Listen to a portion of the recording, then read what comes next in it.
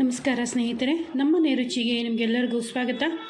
ಹೊಸ ವರ್ಷದ ವಿಶೇಷವಾಗಿ ಏನಾದರೂ ಒಳ್ಳೆ ಸ್ವೀಟ್ ಮಾಡಬೇಕು, ಕ್ವಿಕ್ಕಾಗೂ ಆಗಬೇಕು ಅನ್ನೋಂಗಿದ್ರೆ ಈ ರೀತಿ ಧಾರವಾಡ ಪೇಡ ಒಂದ್ಸಲ ಟ್ರೈ ಮಾಡಿ ನೋಡಿ. ತುಂಬ ಚೆನ್ನಾಗಿ ಆಗುತ್ತೆ, ಸುಲಭವಾಗೂ ಆಗುತ್ತೆ. ಕೇವಲ 10 ನಿಮಿಷ ಸಾಕಾಗುತ್ತೆ ಈ ರೀತಿ ಧಾರವಾಡ ಪೇಡ ಮಾಡೋದಕ್ಕೆ. ದಿಢೀರ್ ಧಾರವಾಡ ಪೇಡ ತಯಾರಿಸೋದು ಹೇಗೆ, ಏನೇನು ಸಾಮಗ್ರಿ ಬೇಕು ಅಂತ ನೋಡೋಣ.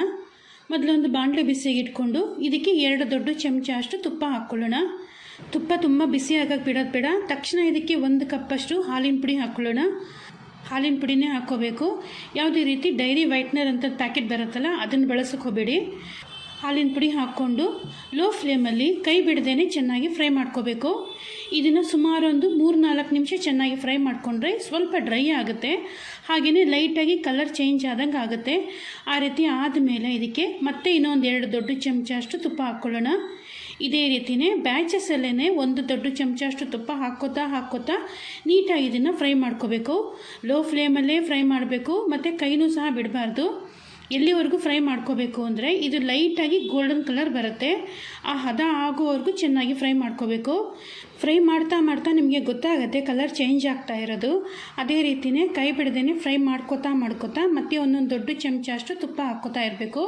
ಲೋ ಫ್ಲೇಮಲ್ಲೇ ಚೆನ್ನಾಗಿ ಫ್ರೈ ಮಾಡ್ಕೋಬೇಕು. 1 ದೊಡ್ಡ ಚಮಚ ತುಪ್ಪ ಹಾಕಿದ್ಮೇಲೆ ಮತ್ತೆ ಒಂದು 3-4 ನಿಮಿಷ ಫ್ರೈ ಮಾಡಿದ್ದೀನಿ ಅಂತ ಅಂದ್ಕೊಂಡು ಮತ್ತೆ ಇನ್ನೊಂದು ದೊಡ್ಡ ಚಮಚ ತುಪ್ಪ ಹಾಕ್ಕೋಬೇಕು. ಇದೇ ರೀತಿಯೇ ಒಂದು 3-4 ನಿಮಿಷ ಫ್ರೈ ಮಾಡಬೇಕು. 1 ದೊಡ್ಡ ಚಮಚ ತುಪ್ಪ ಹಾಕ್ಕೋತಾ ಇರಬೇಕು ಮಧ್ಯ.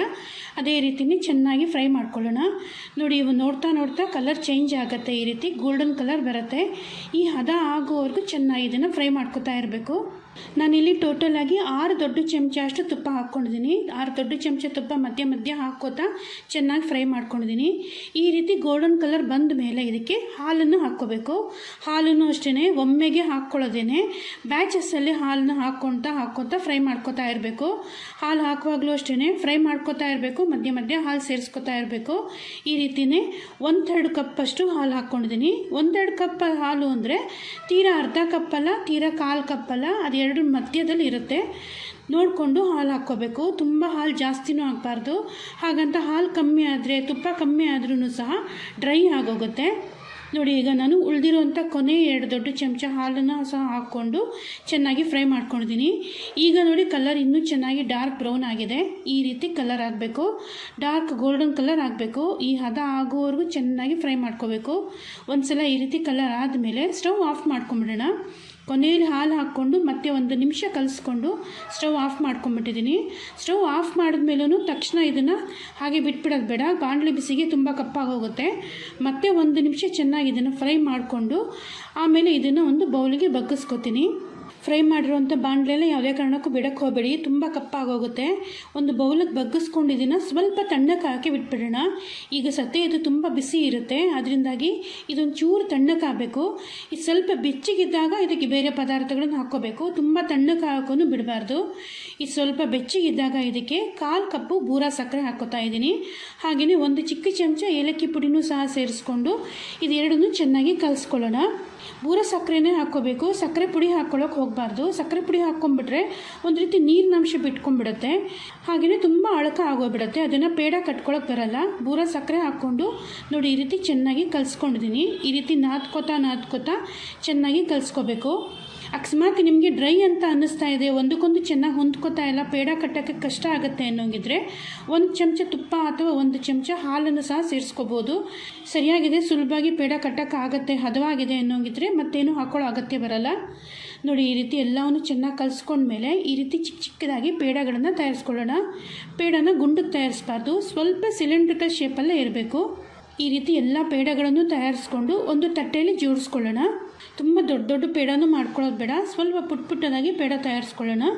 ನೋಡಿ, ಈ ರೀತಿ ಸಿಲಿಂಡ್ರಿಕಲ್ ಶೇಪಲ್ಲಿ ಇರಬೇಕು. ಇದೇ ರೀತಿ ಎಲ್ಲ ಮಿಶ್ರಣದಲ್ಲೂ ಪೇಡ ತಯಾರಿಸ್ಕೊಳ್ಳೋಣ. ಎಲ್ಲ ಹಿಟ್ಟಲ್ಲೂ ನಾನು ಪೇಡ ತಯಾರಿಸ್ಕೊಂಡಿದ್ದೀನಿ. ಈಗ ಒಂದೊಂದಾಗಿ ಪೇಡಗಳನ್ನು ತಗೊಂಡು ಹಗೂರ ಕೈನಲ್ಲಿ ಬೂರ ಸಕ್ಕರೆನಲ್ಲಿ ಈ ರೀತಿ ಹೊರಳಿಸ್ಕೊಳ್ಳೋಣ. ಚೆನ್ನಾಗಿ ಎಲ್ಲ ಕಡೆಯೂ ಬೂರ ಸಕ್ಕರೆ ಹತ್ತೋ ರೀತಿ ನೀಟಾಗಿ ಹೊರಳಿಸ್ಕೊಳ್ಳೋಣ. ನೋಡಿ, ಈಗ ಧಾರವಾಡ ಪೇಡ ತಯಾರಾಗಿದೆ.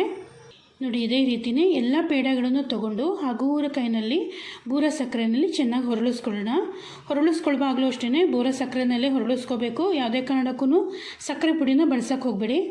ಸಕ್ಕರೆ ಪುಡಿ ಹಾಕ್ಕೊಂಡ್ರೆ ಪೇಡಾಗಿ ತುಂಬ ಹೀರ್ಕೊಂಡ್ಬಿಡುತ್ತೆ. ಅದು ನಮಗೆ ಈ ರೀತಿ ಪುಡಿ ಉದುರಿಸಿರೋ ಥರ ಕಾಣೋದೇ ಇಲ್ಲ. ಅದರಿಂದಾಗಿ ಬೂರ ಸಕ್ಕರೆನಲ್ಲೇ ಹುರುಳಿಸ್ಕೋಬೇಕು. ನೋಡಿ, ಈ ರೀತಿ ಸಾಫ್ಟಾಗಿ ಮೃದುವಾಗಿ ಚೆನ್ನಾಗಿ ಬರುತ್ತೆ. ನೋಡಿದ್ರಲ್ಲ, ಧಾರವಾಡ ಪೇಡ ಎಷ್ಟು ಸುಲಭವಾಗಿ ಮನೆಯಲ್ಲೇ ಆರಾಮಾಗಿ ತಯಾರಿಸ್ಬೋದು ಅಂತ. ನೀವು ಒಂದು ಸಲ ಟ್ರೈ ಮಾಡಿ ನೋಡಿ, ಹೇಗೆ ಬಂತು ಅಂತ ನನಗೆ ಕಾಮೆಂಟ್ ಮಾಡಿ ತಿಳಿಸೋದನ್ನು ಮಾತ್ರ ಮರಿಬೇಡಿ. ನಾನು ಈಗಾಗಲೇ ಸಾಕಷ್ಟು ಬಗೆಯ ಸ್ವೀಟ್ ರೆಸಿಪಿಗಳನ್ನು ತೋರಿಸಿದ್ದೀನಿ. ಇದೇ ರೀತಿಯೇ ಹಾಲಿನ ಪುಡಿ ಬಳಸಿ ದೂದ್ ಪೇಡ ತಯಾರಿಸೋದನ್ನು ಸಹ ಇತ್ತೀಚೆಗೆ ತೋರಿಸಿದ್ದೀನಿ. ಆ ರೆಸಿಪಿಗಳ ಪ್ಲೇಲಿಸ್ಟನ್ನು ನಾನು ವಿಡಿಯೋ ಕೊನೆಯಲ್ಲಿ ಹಾಕಿರ್ತೀನಿ. ನಿಮ್ಗೆ ಇಷ್ಟವಾದ ಸ್ವೀಟನ್ನು ನೋಡಿ ಟ್ರೈ ಮಾಡಿ. ನಿಮ್ಗೆ ಯಾವ್ದು ಇಷ್ಟ ಆಯಿತು, ಯಾವುದು ನಿಮಗೆ ಹೇಗೆ ಅನ್ನಿಸ್ತು ಅಂತ ನನಗೆ ಕೆಳಗಡೆ ಕಾಮೆಂಟ್ ಮಾಡಿ ತಿಳಿಸೋದನ್ನು ಮಾತ್ರ ಮರಿಬೇಡಿ. ರೆಸಿಪಿ ಇಷ್ಟ ಆಗಿದ್ದರೆ ಲೈಕ್ ಮಾಡಿ, ನಿಮ್ಮ ಫ್ರೆಂಡ್ಸ್ಗೆ ರಿಲೇಟಿವ್ಸ್ಗೆ ನನ್ನ ವಿಡಿಯೋನ ಶೇರ್ ಮಾಡಿ. ನನ್ನ ಚಾನಲ್ಗೆ ಇನ್ನೂ ಸಬ್ಸ್ಕ್ರೈಬ್ ಮಾಡ್ಕೊಂಡಿಲ್ಲ ಅಂದರೆ ಈಗಲೇ ಸಬ್ಸ್ಕ್ರೈಬ್ ಮಾಡ್ಕೊಳ್ಳಿ. ಮುಂದಿನ ವಿಡಿಯೋಗಳಲ್ಲಿ ಭೇಟಿಯಾಗೋಣ. ನಮಸ್ಕಾರ.